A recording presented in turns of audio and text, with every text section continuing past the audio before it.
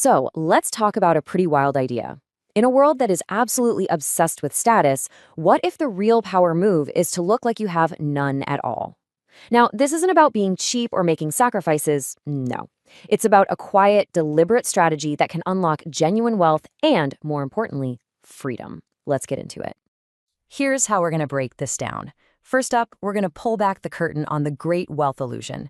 Then we'll dive into the strategy of simplicity. After that, we'll explore the deeper stuff in the psychology of well-being. And finally, we'll bring it all home with the freedom equation.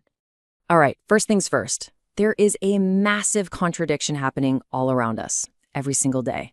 There's this huge growing gap between how people look and how they're actually living. We're talking about the performance of wealth. And that leads us to the central question for today, the real heart of this whole thing.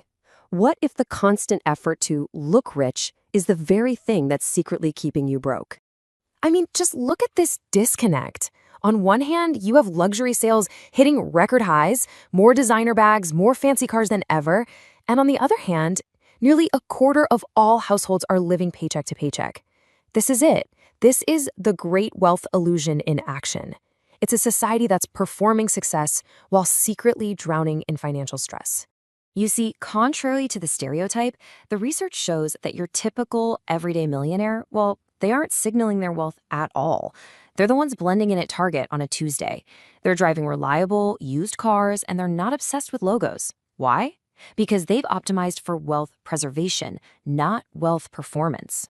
Okay, so let's move on and see how this actually builds into a really powerful strategy. We're going to look at the hard financial reasons why choosing a more modest lifestyle might just be the smartest thing you could ever do with your money. This whole strategy really starts with avoiding a really sneaky psychological trap. It's called the Diderot effect. You know what this is. It's that feeling you get when you buy one new fancy thing, and suddenly everything else you own looks old and kind of shabby, and you get this powerful urge to upgrade everything else just to match it. And you've probably felt this, right? You buy that brand new iPhone, and suddenly your perfectly good laptop looks ancient. You upgrade your car, and now your apartment feels, well, inadequate. Your brain just resets its baseline for what's normal, and it becomes this incredibly expensive, never-ending cycle. Let's make this even more real. Let's talk numbers.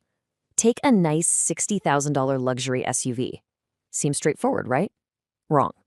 Once you add up the real costs over 5 years, we're talking financing, insurance, premium gas, the expensive repairs, you're not spending 60 grand, you're actually burning through closer to $90,000. Now here's the kicker. What if you took that same $90,000 and put it into something like a simple S&P 500 index fund instead? Well, historically, it could have potentially doubled. So one choice literally destroys your capital, the other multiplies it. At the end of the day, this all comes down to a fundamental mindset shift. It's about moving from a consumption mindset that's always asking, what can I buy next, to an investment mindset that asks, what can I build with this? One is all about short-term gratification, the other is about long-term power.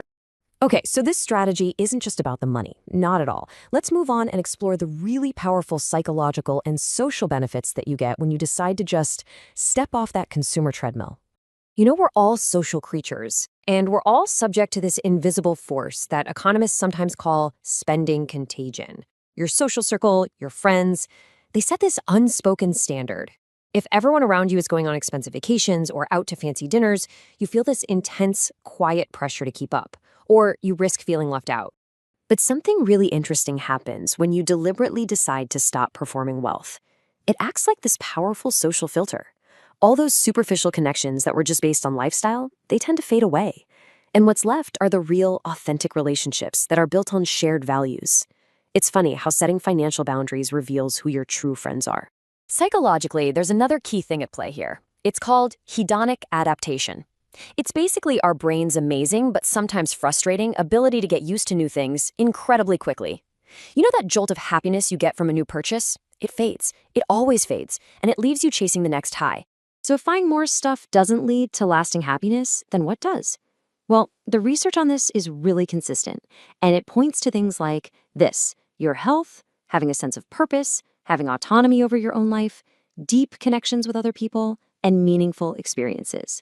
You'll notice possessions don't even make the list. And that brings us to our final section. This is where all these pieces, the financial, the psychological, the social, this is where they all come together. Because this strategy isn't about depriving yourself. No way.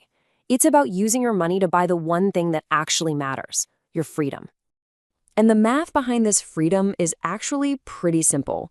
It's often built around something called the 4% rule.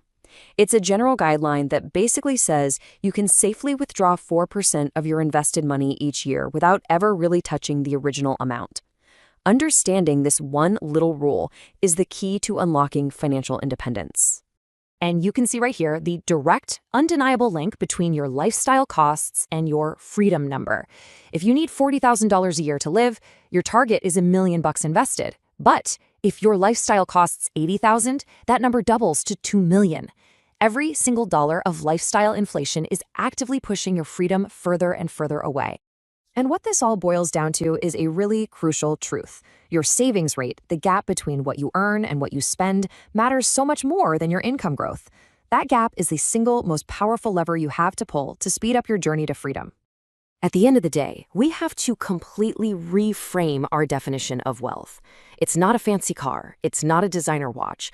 The ultimate luxury, the ultimate asset, is ownership of your own time. Because when you control your hours, you control your life. So I'll just leave you with this one final question to think about. Take a hard look at your own life, your own spending, and just ask yourself, is the image you're paying all this money to maintain really worth more than the freedom you're giving up to have it?